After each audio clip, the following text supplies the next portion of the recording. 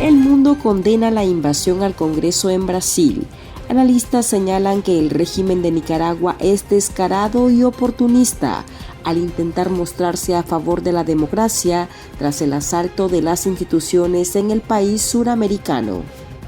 Además, líderes religiosos y políticos instan a no repetir la historia, creyendo en el presunto diálogo que Ortega intenta establecer con la comunidad internacional. Y en otras noticias, el príncipe Harry de Gran Bretaña lanza su libro con incendiarias revelaciones. Bienvenidos al podcast ahora de Artículo 66. Les saluda Marlene Balmaceda y me acompaña Slich Villachica. Hola Marlene, un gusto saludarles a quienes nos escuchan a esta hora. Iniciamos con las principales noticias de este lunes, 9 de enero del 2023. Todos nós aqui somos gente bem, viemos de todo lugar do Brasil. Al menos 1.200 personas fueron detenidas en Brasil tras la invasión al Congreso Nacional, ejecutado 7 días después de la investidura del presidente Luiz Inácio Lula da Silva. Los manifestantes, identificados como seguidores del expresidente brasileño Jair Bolsonaro, lograron superar la barrera policial, ocuparon el techo y los jardines adyacentes, incluido el del Palacio Presidencial de Planalto y la sede de la Corte Suprema. Las personas señaladas de participar en los actos vandálicos serán enviadas a prisión y procesadas por el delito de terrorismo. También fue suspendido de sus funciones el gobernador de Brasília por un periodo de 90 días por las fallas en la seguridad. E essas pessoas, esses vândalos, que a gente poderia chamar de nazistas fanáticos, de stalinistas fanáticos, ou melhor, de stalinistas não, de fascistas fanáticos, sabe, fizeram o que nunca foi feito na história desse país. El presidente brasileño Lula da Silva calificó de barbarie los graves altercados de los extremistas y agregó que los radicales han sido estimulados por Bolsonaro, quien se encuentra en Estados Unidos. Las muestras de apoyo a su gobierno llegaron desde todos los rincones del mundo: América Latina, Estados Unidos, Europa, China. Para la comunidad internacional, representó un intento de socavar la democracia, la cual logró resistir. Por su parte, el régimen de Daniel Ortega y Rosario Murillo declaró que el asalto es una manifestación del terrorismo golpista, que se ha manifestado contra movimientos, partidos y líderes progresistas. Según la misma dictadura de Nicaragua, fue un intento de golpe de Estado contra un gobierno legítimamente recién electo. Así lo expresó Murillo en su comunicado de este lunes. Como sabemos, la democracia, las libertades, la dignidad, la cultura pertenecen a los pueblos.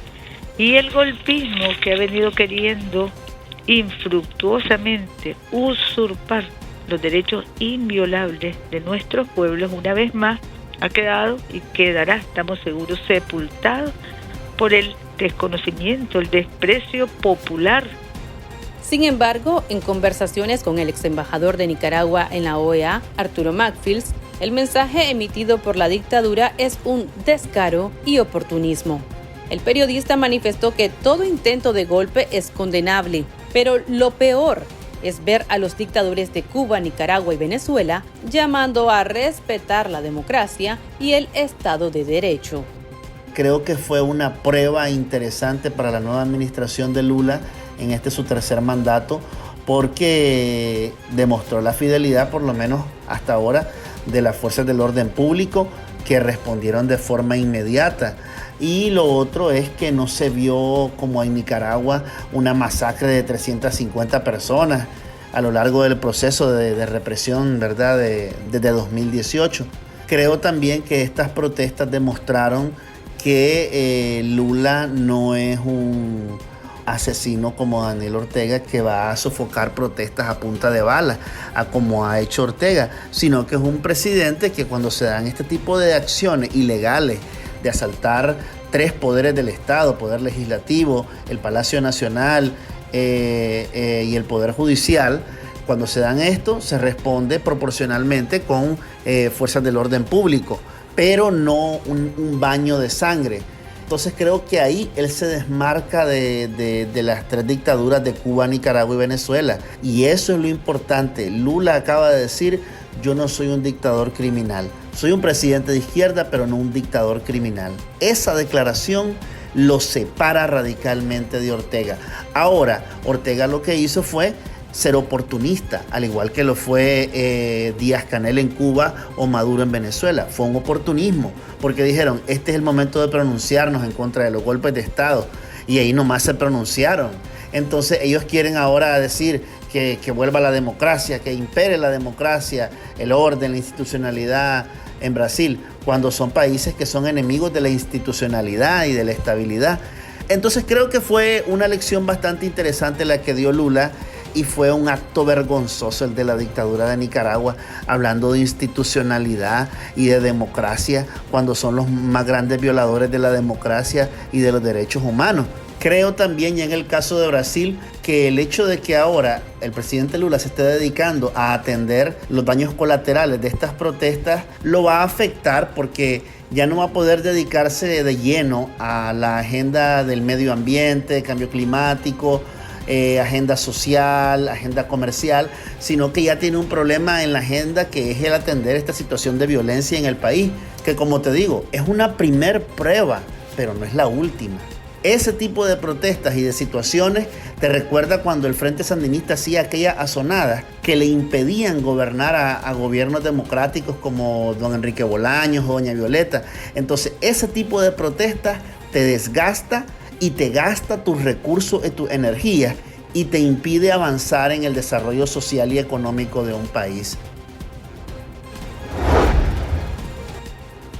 Durante la homilía dominical del obispo auxiliar de Managua, Monseñor Silvio Báez, celebrada en la iglesia Santa Brígida en Brooklyn, Estados Unidos, el jerarca católico instó a los nicaragüenses a no permitir que se repita la historia con diálogos a escondidas que buscan la permanencia de los tiranos en el poder.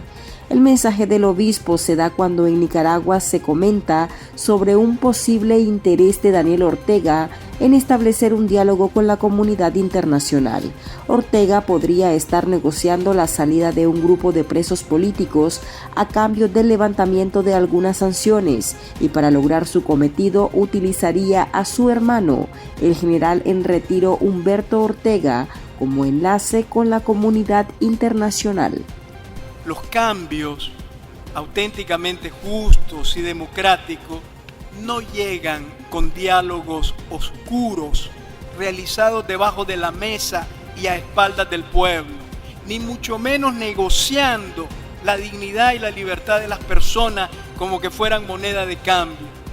El analista político José Dávila considera que Daniel Ortega debe buscar un diálogo de cara al pueblo, y antes de todo debe cumplir con la liberación de todos los presos políticos, cesar su persecución a la Iglesia Católica en el país y restablecer las libertades públicas. El Partido Humanista Social Cristiano de Nicaragua, el cual dirige, emitió un comunicado en el que exige al régimen a no especular con un diálogo a hurtadillas con los Estados Unidos en una actitud proimperialista, y mostrar de una vez por todas su verdadera voluntad para solucionar la crisis de Nicaragua. Definitivamente todos los nicaragüenses queremos superar esta grave crisis que tenemos, política, social, económica, y la manera más civilizada es a través de un diálogo nacional. Lo que pasa es que el gobierno no se decide, quizás por miedo a que digan lo que digan sus bases o su militancia, o el ejército, o la policía, pero la verdad es que Ortega de una vez debe tomar pasos concretos para que el diálogo sea auténtico. Y los 3 pasos que debe dar son: 1, liberar a los presos políticos sin condicionamiento de ninguna clase; 2, cesar la persecución contra la Iglesia, poner en libertad a los sacerdotes y olvidarse del juicio que quieren iniciar mañana contra Monseñor Álvarez. Y como tercer condición, pues restaurar las libertades públicas, pues.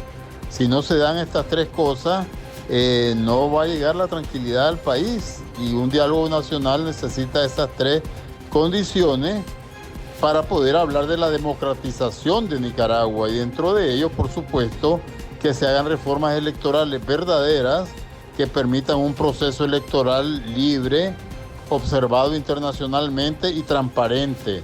Solo así podremos estar en camino de solucionar la grave crisis que hoy nos aflige a todos los nicaragüenses.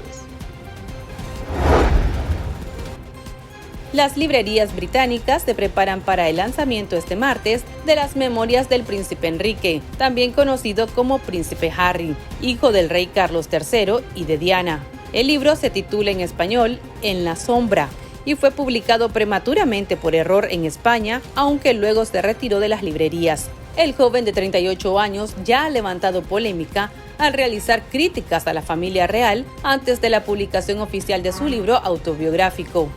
En entrevista a la cadena británica ITV comentó que solo una vez lloró después de la muerte de su madre y que fue en el entierro y se siente culpable por no haber mostrado sus sentimientos ante los miles de dolientes que lo saludaron afuera del palacio en 1997, debido a la máxima familiar de no llorar.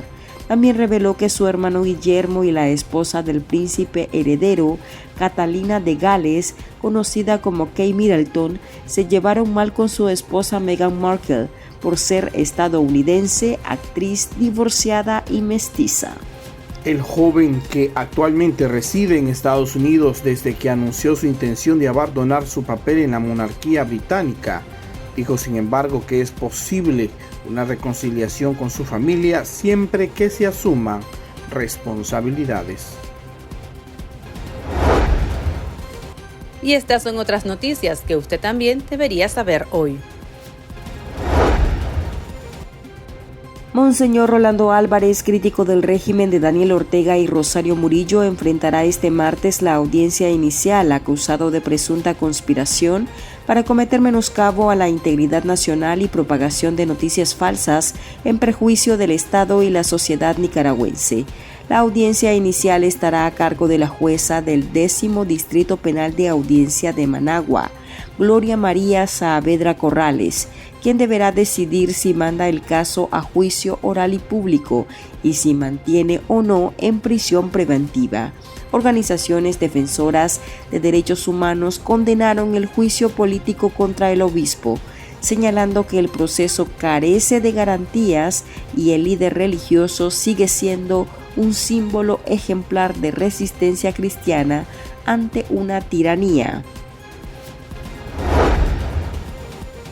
Más de 40 policías encapuchados y hombres de civil arrestaron de manera arbitraria al profesor y exreo político Juan Bautista Guevara Carballo, quien fue habitante del municipio de Ticuantepe, en Managua.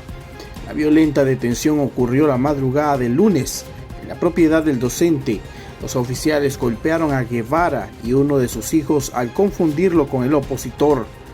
El exreo político sufría asedio policial y se encontraba en el desempleo debido a la discriminación política.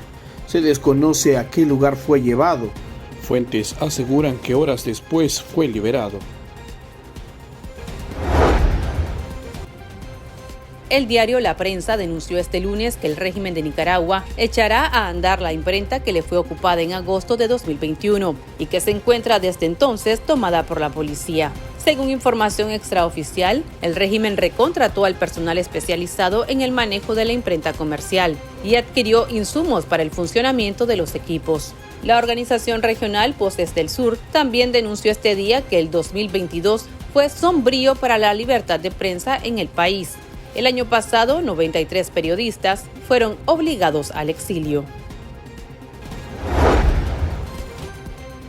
Los magistrados confirmaron la condena a cadena perpetua declarada contra Ernesto Caleb Rocha III por el femicidio de Karen Blandón Blen, de 21 años. La defensa solicitó a los magistrados que la pena se redujera a 30 años de cárcel, alegando que Rocha III es un reo primario, no tenía antecedentes y había admitido los hechos, pero fue denegada. El femicida cumplirá la pena en el sistema penitenciario Jorge Navarro, conocido como La Modelo, en Tipitapa. Aquí termina este episodio de este lunes. Recuerde que esta y otras noticias usted las puede leer en nuestra web www.articulo66.com. También puede suscribirse a nuestro podcast y seguirnos en las redes sociales como Artículo 66 y en Twitter @Artículo 66 Nica. Hasta la próxima.